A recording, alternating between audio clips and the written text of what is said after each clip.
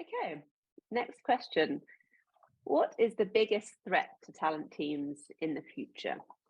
Annie, we can kick off with you. Oh no.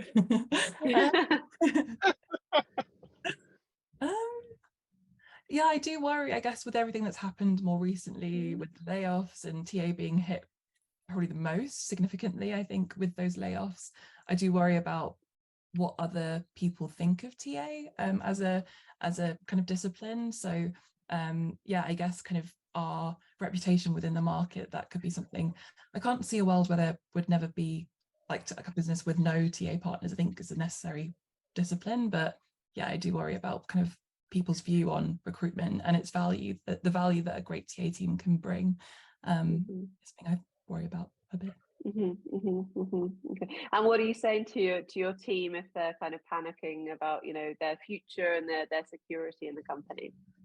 It is really hard. I think for us, luckily, as a business, we're doing very, very well, and there's a lot of hiring that needs to be done. So just reminding them that we are still growing. We're very, very lucky that we are still growing with everything that's happening in the economy and with tech more generally, big tech especially. But yeah, just kind of reminding them that we're growing.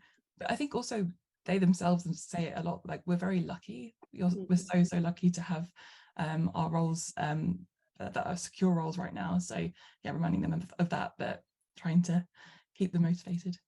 No, definitely. Matthias, what about you? I think the biggest threat is not learning from the past and in the last years, thinking still we should be transactional, a department that just adds talent to the organization, but without having a great approach of ensuring that we hire the right people. Because like, look, in the end of the day, it's like if we bring the right people to the business, then the business should not be in trouble. Yeah. And people would probably flag this and so on. So I think for me, I would constantly work on the value proposition. I would always look like, what is the current value creation that you have with your team, and how should that look like in the future, especially when Annie is talking about, hey, the business is shaping a little bit, going into a different direction. That's always an opportunity to reposition yourself, like on you mentioned employer branding, but like there's everything else that you can do there. So I think this is what I would work on. And I think the biggest threat as well is if to avoid technology, AI, if you avoid to be present in the market, try to participate, talk to other peers, build your network, and also have a close connection to your C-level. Like if you are not connected within your organization, if nobody talks to you, and you always get the news on the very end, then this is not beneficial, right? So it's really about what you do, how you act, and how you connect with people, and how you be an advisor for them. Yeah, help them, because if you help people to succeed in their jobs, this will always reflect well on you. Yeah, no, it's a good point, isn't it? And I think as recruiters, that's what we should be doing. And it's actually not always a nice thing to hear as a candidate that you're being coached into another job, or, I'm sure we've all had these scenarios in which candidates apply and they're actually not right, and you kind of point them in the direction of another job. And it's, I guess, not easy to do in some sense, because lots of the time founders and C-suite want bums on seats. But yeah, this is our role to have those difficult conversations. Matthias, you and Annie, you also both mentioned kind of this upskilling within your teams and kind of making your teams, I guess, more full stack in some sense. But what are you doing as a company to kind of integrate kind of L&D in these times? Do you have specific sessions, etc.? Annie? Well, that's a bit of a gap for us. I think it's something that we historically haven't done too much. And I think as the TA team specifically, we try and bring in external speakers semi-regularly just to talk about, I think we had a great person that kind of head of TA that came in to speak to us a bit about like screening and how to be more effective in screening.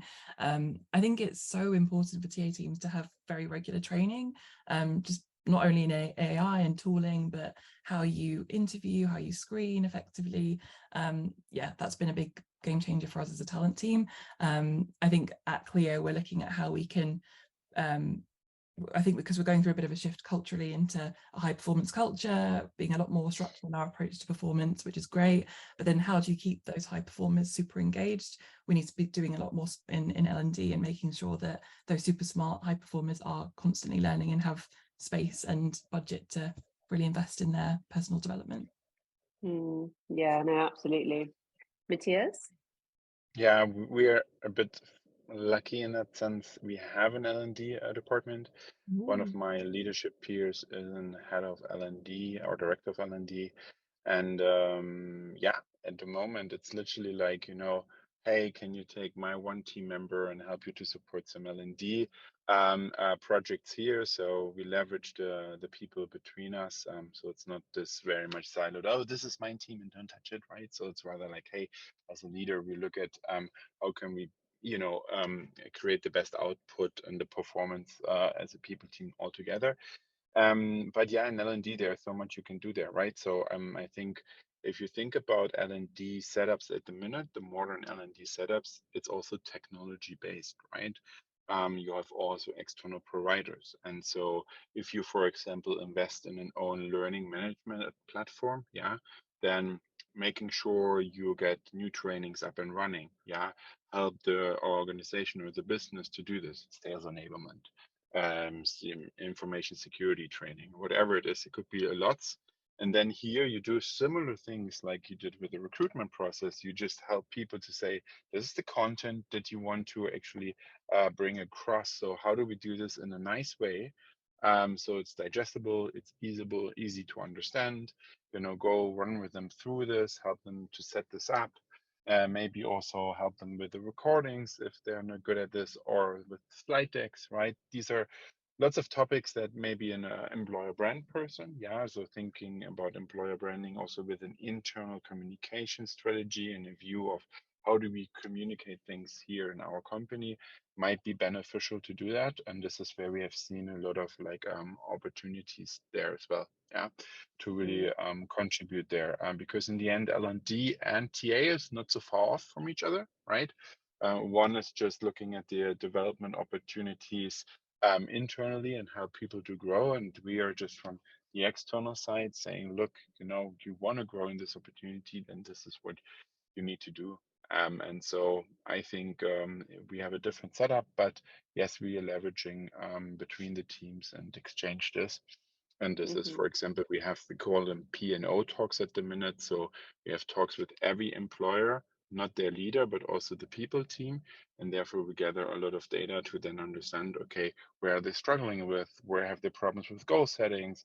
What else do we need to do? So it's a kind of a due diligence as well. And people really appreciate it, even if it sounds scary to talk to the people team, right? But like in the end of the day, if you get like great learnings and outcome, you can help to actually mature the performance culture. And I mean, with any year, high performance culture is probably a big topic for a lot of people at the moment. Yeah. Yeah, no, it's a great point about the L&D, and I think as talent leaders, quite often we're the ones giving the training as well. And then it's a question of who's training us to kind of get better at these things. So it's quite a big one.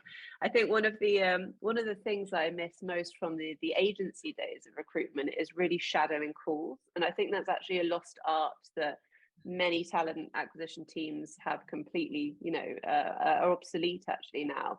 And I think it was one of the best ways to stay relevant, kind of hear your peers talking. You're always learning new tips and tricks. And that's definitely one thing that I like to keep alive in my team when people are onboarding, is doing this kind of shadowing from all directions, actually. Great.